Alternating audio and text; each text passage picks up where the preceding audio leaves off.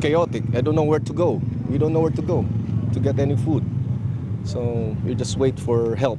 Police, no police, no police, nothing. Why is that? I don't know. There was a total breakdown of law and order. Each man to himself.